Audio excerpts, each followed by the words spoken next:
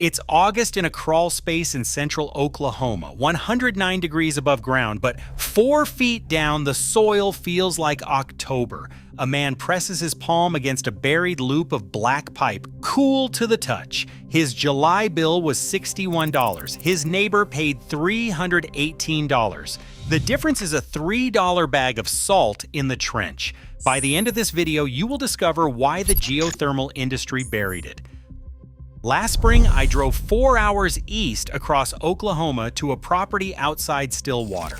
A retired petroleum geologist had been posting on off-grid forums for months. Blurry photos, hand-drawn diagrams, claims about a ground loop cooling system that sounded too efficient to believe from a screen. So I stopped reading and I drove. What I found in his side yard was not complicated. It was embarrassingly simple. A standard ground-coupled cooling loop made from 3/4-inch HDPE pipe buried in a trench about 4 feet deep, running roughly 80 feet along the fence line. That part looked like any basic earth tube setup, but the backfill around the pipe was different. It was not native red clay. It was not bentonite grout. It was clean builder's sand mixed with plain livestock salt. The kind you buy at a feed store for $6 a bag. I crouched over the trench. He had left a 2-foot section exposed under his equipment shed so people like me could see it. The sand was packed tight against the pipe, slightly damp, crystalline where the salt had migrated into the surrounding soil. I pulled out my infrared thermometer and measured the pipe surface temperature. It tracked closely with the deep earth baseline. While the salt increases thermal conductivity and moves heat out of the pipe much faster, the fluid circulating inside is what balances the temperature against the natural state of the deep soil. I plugged a circulation pump into a watt meter. The entire system was drawing 82 watts to move cool water from that trench into a small fan coil unit mounted in his workshop ceiling. His annual cooling cost for a 1,200 square foot structure was under $400. The regional average for comparable buildings in that climate zone runs between $1,100 and $1,400 per year. He told me he did not invent any of this. He borrowed it from his career. Petroleum engineers have used salt-saturated cement slurries around well-bore casings since the 1970s to improve thermal conductivity and prevent heat buildup around pipe. He simply took the same physics and buried it in his side yard. That was the moment I realized this was not a hack. This was an engineering principle hiding in plain sight. And it did not start in Oklahoma. It started centuries before anyone alive today was born. The Wieliczka salt mine outside Krakow, Poland has been continuously operated since 1290. For over 700 years, miners working hundreds of feet below the surface noticed something no one above ground was paying attention to. The walls of the salt chambers maintained a stable temperature between 57 and 59 degrees Fahrenheit year-round. It did not matter whether the surface was frozen in January or baking in July. They were standing inside a natural thermal battery. This incredible stability is enhanced by the deep earth mass which naturally buffers underground chambers from seasonal surface changes. In 1822, a French mathematician named Jean-Baptiste Joseph Fourier published a book at the École Polytechnique in Paris that changed the physics of heat forever.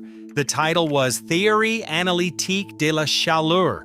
Fourier established the law of heat conduction. Energy moves through a material at a rate proportional to that material's thermal conductivity. He assigned it the variable K. Every material on Earth has a K value. Dry sand scores between 0.15 and 0.25 watts per meter Kelvin. Standard clay soil scores between 0.6 and 1.5, but halite scores between 5.5 and 7.0. Salt conducts heat 3 to 10 times more efficiently than the soils we bury every cooling pipe inside. Fourier gave the world the math. The world buried it in a textbook and never handed it to a homeowner.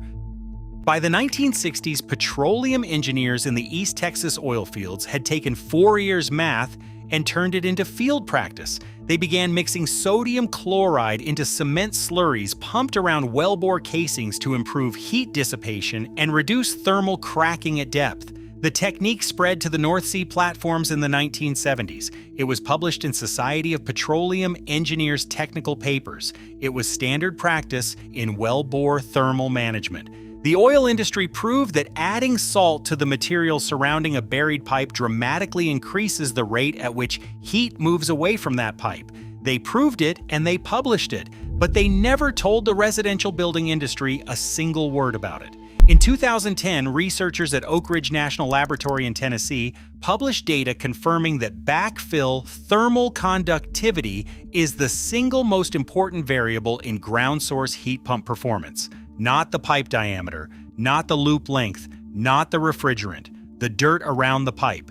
A team at the MIT Energy Initiative measured salt-saturated sand backfill achieving thermal conductivity above 4.0 watts per meter Kelvin. Standard bentonite grout scored between 0.75 and 1.5.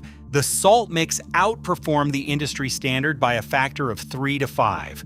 Researchers at the GFZ German Research Center for Geosciences in Potsdam published supporting data on shallow geothermal applications in salt dome geology, confirming the same thermal advantage. 3 countries, 2 centuries of physics, 1 exposed truth, and not one geothermal installer in the United States will mention it on a quote. That silence is not an accident, it is a business model. The thermally enhanced bentonite grout industry is a quiet empire. Products like Baratherm and Thermogrout dominate the geothermal installer supply chain. A single residential ground loop installation requires between $1,500 and $4,000 in proprietary grout materials alone. That cost gets passed directly to the homeowner, folded into a system, quote, that already runs between $15,000 and $25,000. Now picture a 50-pound bag of livestock salt sitting on the shelf at a farm supply store. The price tag reads $3.40. It achieves comparable or superior thermal conductivity when mixed into clean sand at the correct ratio. The grout companies know this. The question is why it never reaches the homeowner. The answer is in the training room. The International Ground Source Heat Pump Association, known as IGSHPA, is headquartered in Stillwater, Oklahoma. They set the certification standards for nearly every geothermal installer in the country. Their approved backfill materials list specifies thermally enhanced grout products by name. Salt-enhanced sand does not appear on that list, not because it was tested and failed, because it was never submitted for approval. No company has a financial incentive to submit a $3 commodity for approval when the alternative is a proprietary product with a $1,500 installation markup. The companies that manufacture those grout products fund IGSHPA training programs. Picture a classroom full of HVAC contractors learning which materials to specify on their next job. The materials on the whiteboard come from the companies that paid for the whiteboard. That is how suppression works without a conspiracy. It does not need a villain, it just needs a funding model. Now zoom out further. The United States residential HVAC market exceeds $17 billion annually. A homeowner who buries a salt-enhanced ground loop for under $200 in materials is a homeowner who does not purchase a $6,000 mini-split system. That homeowner does not finance a $25,000 geothermal heat pump installation. That homeowner does not call a service company for annual maintenance. Every home that leaves the conventional cooling grid is a customer permanently lost to a $17 billion industry. Picture the trade show floor at the AHR Expo. Booth after booth of compressors and condensers and smart thermostats. Every product on that floor becomes less necessary when $3 of salt and 80 feet of buried pipe do the same job. The building codes reflect the silence. The International Residential Code and the International Energy Conservation Code, published by the International Code Council, do not recognize salt-enhanced backfill as an approved method. It is not prohibited. It is simply invisible. No inspector knows how to approve it. No appraiser knows how to value it. No lender will finance it. Regulatory invisibility is the most effective form of suppression because it does not require a single law. It just requires absence. Now, if you do not own land, if you are not off-grid, if you are sitting in a suburban house or an apartment right now, stay with me. Because what comes next works in any home, costs under $300, and requires 0 permits in most jurisdictions. This part was built specifically for you. Here is what they measured and never told you. The ratio is 10 to 15% sodium chloride by dry weight of backfill sand. At that concentration, the thermal conductivity of the mixture jumps above 4.0 watts per meter Kelvin, 4 times the conductivity of native clay, 3 to 5 times the conductivity of the bentonite grout that costs $1,500 to install. That is the number. $3 of salt, 4 times the heat transfer. A petroleum geologist in Oklahoma knew it. MIT measured it. And not one geothermal company in the country puts it on a quote. If you have a yard, here is the full system. You need 100 to 200 feet of 3/4 inch HDPE pipe. That costs between $40 and $80 at any irrigation supply store. You need a small inline circulation pump, $30 to $60. You need 50 pounds of plain sodium chloride from a feed store or water softener aisle, $3 to $6. You need clean builder's sand from a landscape supply yard, $15 to $30 per ton. And you need basic barb fittings to connect the loop. Dig a trench 4 to 5 feet deep and 6 to 8 inches wide, running 50 to 100 linear feet across your yard. Mix the salt into the sand at 10 to 15% by dry weight before you backfill around the pipe. Pack it firmly. The salt dissolves into soil moisture over time and saturates the contact zone around the pipe, raising the effective thermal conductivity of the entire trench.